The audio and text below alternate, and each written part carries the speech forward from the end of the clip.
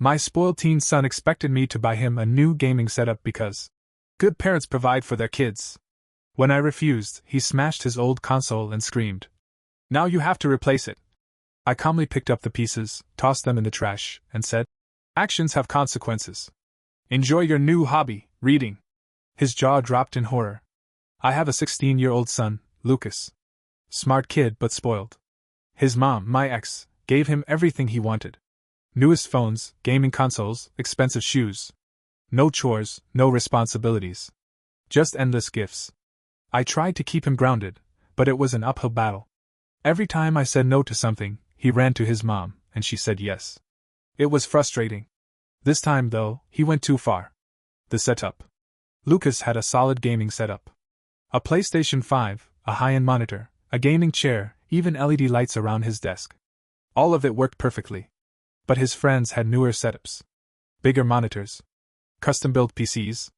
More expensive headsets. Suddenly, his stuff wasn't good enough.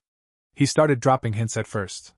Sending me links to gaming PCs, showing me TikToks of good parents, surprising their kids with insane gaming setups. I ignored it. Then he got direct. "Dad, I need a new PC." "No, you don't." "Yeah, I do. My PlayStation is old. The graphics are trash.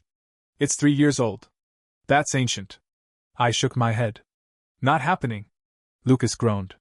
"But all my friends have better setups. I look like a joke." I shrugged. "Not my problem." That pissed him off. He tried a different approach. "You make good money. You can afford it. That's not the point." His tone changed. "Good parents provide for their kids." I looked up. "Good parents teach their kids responsibility. So you're saying you're a bad parent?" He shot back, crossing his arms. I laughed. He thought he was clever. The manipulation. Over the next week, he tried every trick in the book. The guilt trip. "I never asked for anything." A lie. The bargaining. "I'll do extra chores." He didn't even do his regular ones. The silent treatment, peaceful, honestly. The tantrum, unimpressive. Nothing worked. So he escalated. One night, I was in the kitchen when I heard a loud crash from his room. I walked in and saw it. His PlayStation. His monitor. His headset. All smashed on the floor. Lucas stood over the wreckage, breathing hard, controller still in hand. "Now you have to buy me a new one." I stared at him. My brain needed a second to process what I was seeing. He really thought this would work. I stepped forward, bent down, and calmly started picking up the broken pieces. I walked to the kitchen. Opened the trash can.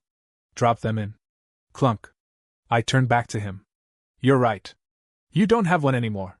His smirk faded. "So when are we going to the store?" I smiled. "Oh, we're not." His jaw dropped. "What?"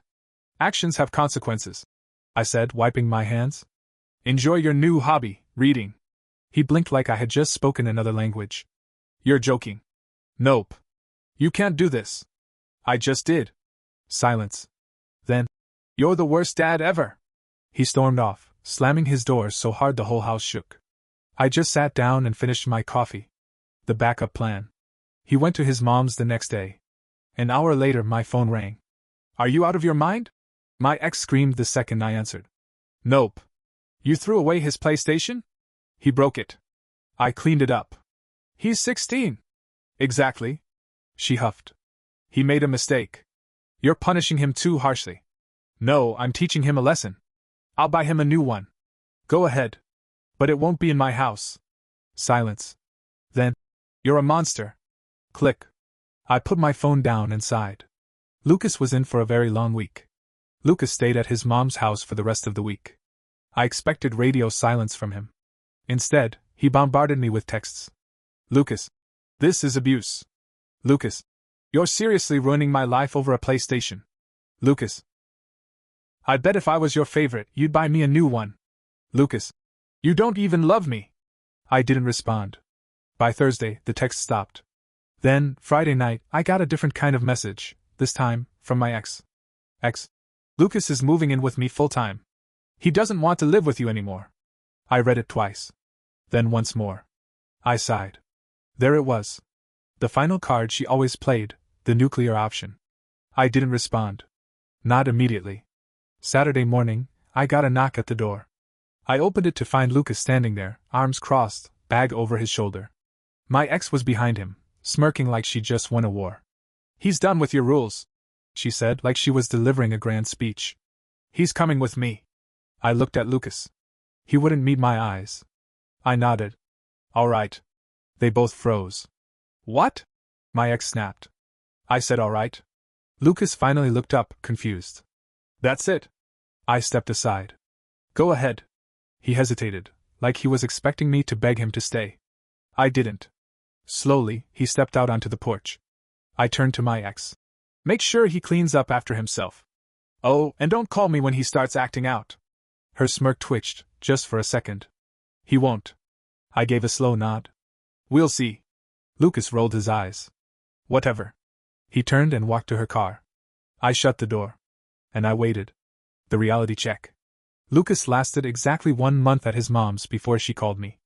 "I can't do this anymore." I leaned back. "Do what?" "He's impossible. He stays up all night, doesn't do his schoolwork, won't help around the house. Sounds familiar?" "I work all day. I don't have time to babysit him." I chuckled. "That's funny. When he lived here, you said I was being too strict." She groaned. "He's your son. Talk to him." "Nope." Silence. Then, in a low voice, she admitted. "I told him I'd get him a new PlayStation." Ah. There it was. "Did you?" I asked. "Yeah. And? He still acts like this." "Shocking." I sighed. "I told you." "It's not about the PlayStation. It's about respect. He said if I take it away, he'll run away." I laughed. "Oh, that's classic. What am I supposed to do?" She snapped. "Figure it out." Just like I did. And I hung up. The return. 3 days later, Lucas showed up at my door. No warning. No text. Just him, standing there, bag over his shoulder. I opened the door and leaned against the frame. "Thought you moved out." He shifted. "Can I come in?" I waited a beat, then stepped aside. He walked in, dropped his bag, and sat on the couch. Silence. I finally sat across from him. "So?" He exhaled. "She's crazy." I raised an eyebrow. "No. She just gives you what you want, then panics when you walk all over her." He frowned. I leaned forward. "So, what now?" He stared at the floor. Then, in a quiet voice, he said, "Can I come back?" I let the words hang there. Then I asked, "Why?" He hesitated. "Because it's better here." "Why?" Another pause. Then, finally, "Because you don't let me get away with everything." I didn't say anything. I just nodded. He rubbed his face. "So, do I get another PlayStation?" I laughed. "Nice try." And for the first time in a while, he laughed too. Lucas moved back in, but things weren't magically better. Sure, he said he understood why I didn't buy him a new PlayStation. He said he respected the rules. But the truth? He was still the same kid, just playing the long game now. And I knew it. That changed. Son. At first, Lucas acted like a model son. He started doing chores. He was polite. He even asked about my day. It was a little too perfect. Then one night, I caught him on his phone, whispering. When he saw me, he immediately hung up. "Who was that?" I asked. "Just a friend." I let it go. The next day, I saw an Amazon notification on my phone. It wasn't my account, but it was my card. $1,299.99. A brand new gaming PC. My stomach dropped. I checked the shipping address. My house. I took a deep breath. Then I marched into his room. He was on his bed, casually scrolling TikTok. "Lucas." He looked up. "Yeah?" I held up my phone. "Want to explain this?" His face went pale. "I don't know what that is." "Try again." He swallowed. Then, he actually tried to lie. "Must have been fraud. You should cancel your card." I stared at him. He stared back, waiting for me to buy it. I nodded slowly. "Huh. You're right. I should call the bank." Then I walked to the kitchen, grabbed my house keys, and took his phone right out of his hands. No phone. No Wi-Fi. No anything until I get my money back. His whole body tensed. "You're overreacting." "No. I'm holding you accountable." He jumped up. "IT was my money." I tilted my head. "From where?" "You don't have a job." He clenched his jaw. Then, He made the biggest mistake yet. Fine. I'll go stay with Mom again. I smirked. Good luck. The unraveling. Lucas stormed out. I didn't stop him. A few hours later, my ex called. Did you seriously take his phone? Yep. You can't do that. It's a violation of his privacy. I laughed. It's a consequence of stealing. Silence. Stealing? I told her about the charge. About the $1,300 gaming PC on my credit card. Oh my God. I sighed. I assume he's with you? Not exactly. Something in her tone made me pause. Where is he? I thought he was with you. The missing son? My heart stopped. I checked my cameras. No sign of him outside. I called his friends. Nothing. I texted him. No response. For the first time since this all started, I got scared. I grabbed my keys and drove. First, I checked his usual hangouts, the skate park, the mall, the arcade. Nothing. Then I thought about the Amazon delivery. If the package was coming to my house, then maybe. I sped home. And there he was. Standing at the front door, waiting for the package to arrive. The final lesson. I pulled into the driveway so fast the tires screeched. Lucas jumped. I got out of the car, furious. Are you insane? He crossed his arms. It's my money! It's my card. He scowled. You're so dramatic. It's not even a big deal. I stepped closer. You ran away. For what? He scoffed. I didn't run away. I was just standing outside, waiting for a package like a stray dog. He glared. I knew you'd cancel it. I had to be here in case I could grab it first. I closed my eyes. I counted to 3. Then I said, get inside. Lucas stood there, defiant, waiting for the Amazon truck like this was some kind of game. I wasn't playing anymore. Get inside. He hesitated.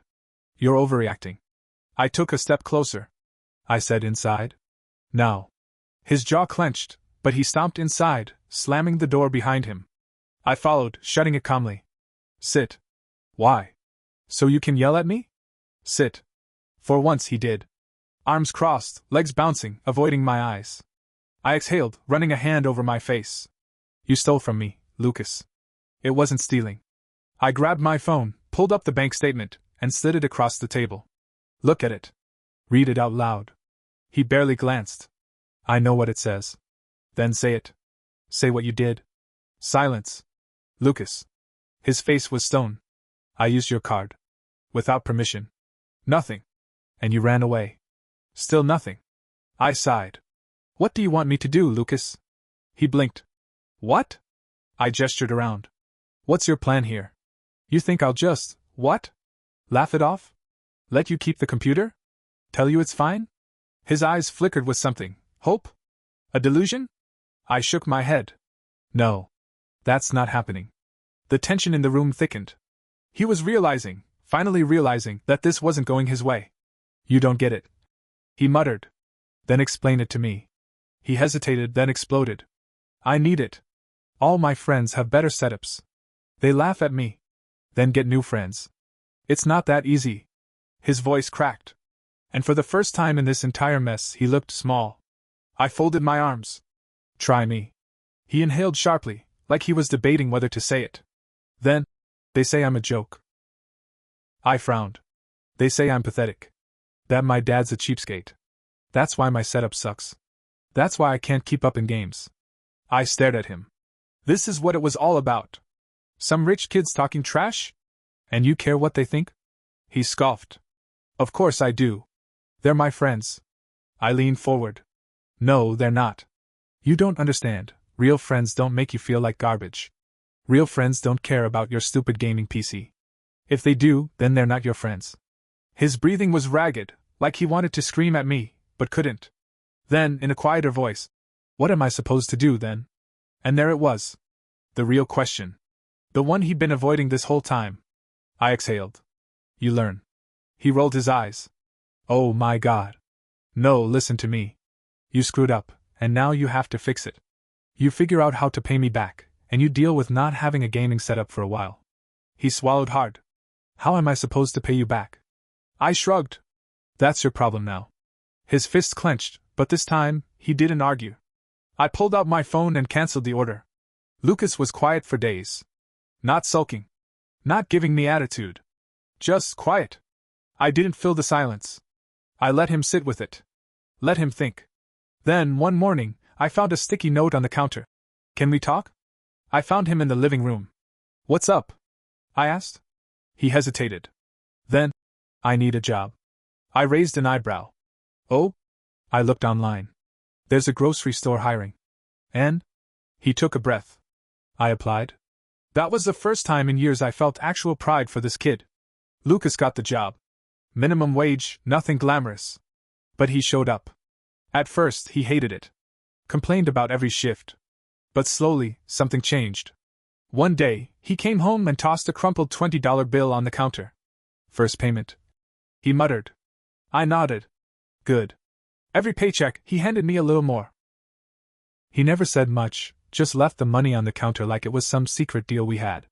Then, one day, I noticed something. He wasn't talking about gaming as much. He was talking about people. His co-workers. Stories from work. Jokes he'd heard. And he was happy. Not in a spoiled, gimme-everything way. But in a real way. I didn't say anything. I just let it happen. Months passed. One night, I found Lucas sitting in the living room, flipping through an old book I had. The Hobbit. I raised an eyebrow. Since when do you read? He smirked. Since I didn't have a PlayStation. I chuckled. Huh. Look at that. He hesitated. I know I was a brat. I said nothing. Like a huge brat. Still nothing. And you were right. I grinned. Say it louder. He groaned. You were right. I clapped him on the back. Damn straight. A pause. Then, can I get a PlayStation now? I burst out laughing. I won't pretend Lucas became a perfect kid overnight. He's still a teenager. Still stubborn. Still rolling his eyes when I say things he doesn't want to hear. But he learned. He learned that actions have consequences. That money means something. That respect isn't bought, it's earned. And maybe, just maybe, he learned that his old man isn't as dumb as he thought.